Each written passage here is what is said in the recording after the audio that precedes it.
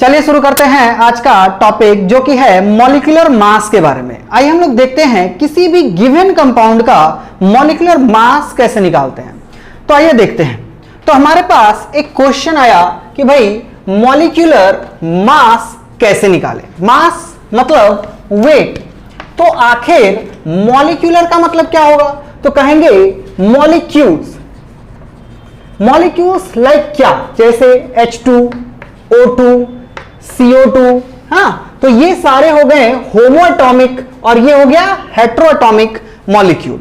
बात करते हैं, हमारे पास कुछ क्वेश्चंस दिए हुए हैं जिसको कि हम लोग मॉलिक्यूलर मास निकालने के दौरान यूज में लाएंगे। तो पहला क्वेश्चन आपको दिया हुआ है नंबर फर्स्ट, ड्राई आइस।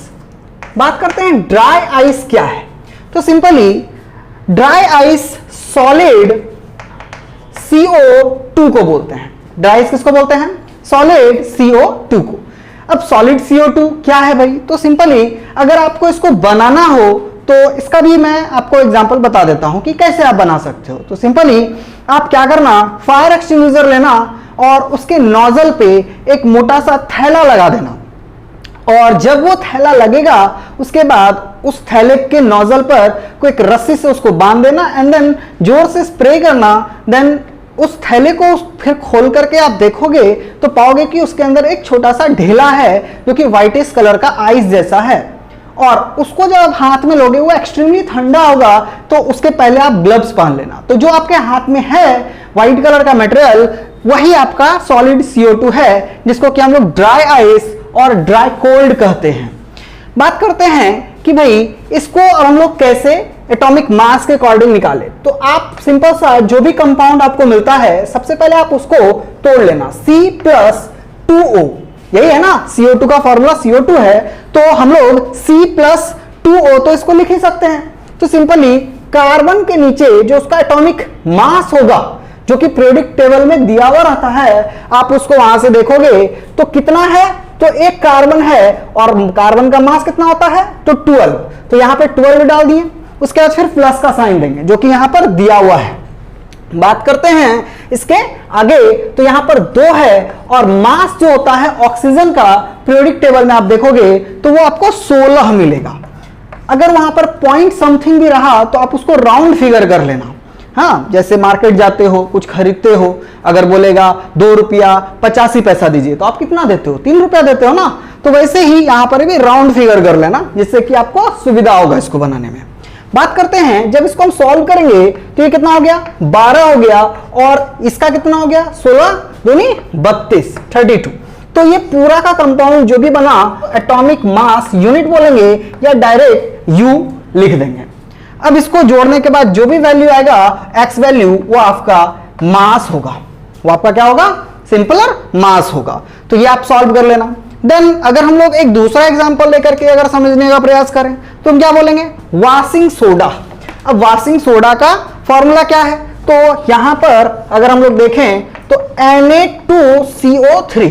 हालांकि इसमें वाटर ऑफ क्रिस्टलाइजेशन भी होता है जो कि यहां पर नहीं लिखा हुआ है, तो उसको हम लोग नहीं लिखे हैं, तो चलिए उसको नहीं जोड़ना है। तो सिंपली इसको अगर आप लोग तोड़िएगा तो 2Na plus 1C plus 3O ये मिलेगा ना।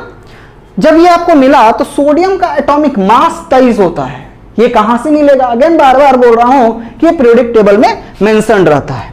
तो ये हो गया आपका 2 × 23 प्लस 1 × 12, अभी जस्ट बोला था यहां कार्बन के लिए 12, और यहां पर 3 × 16 हो जाएगा। ओवरऑल जब आप इसको सॉल्व करोगे तो जो आपका वैल्यू Z आएगा, जो भी इसको सॉल्व करने के बाद आए, वो आपका AMU में आ जाएगा। बात क्लियर हो गया?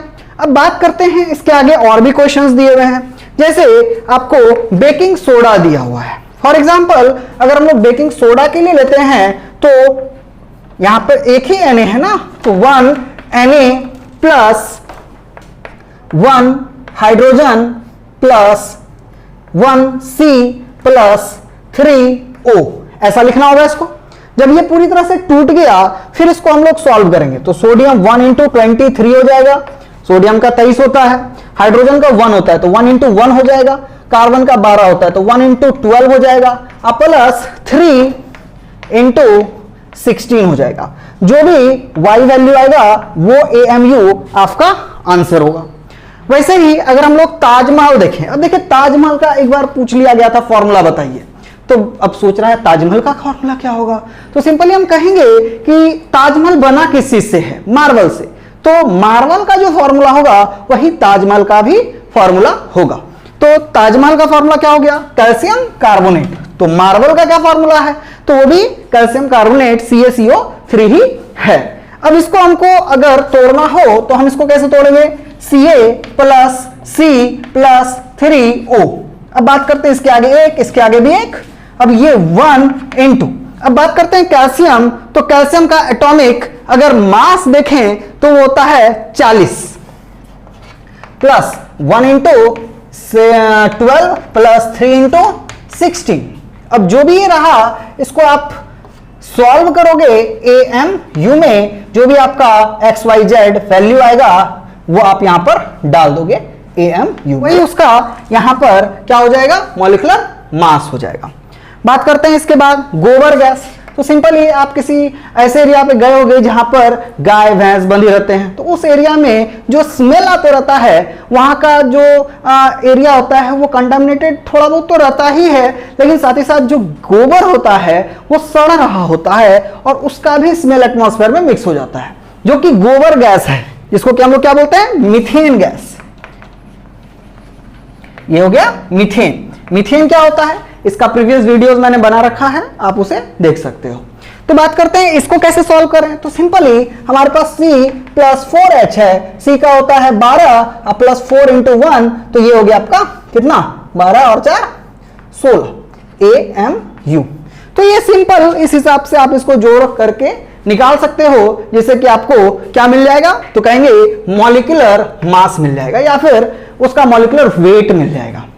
तो ये रहा मॉलिक्यूलर मास के बारे में। अगर वीडियो अच्छा लगा हो तो कृपया लाइक करें, सब्सक्राइब करें और अपने दोस्तों के साथ शेयर करें। Thank you.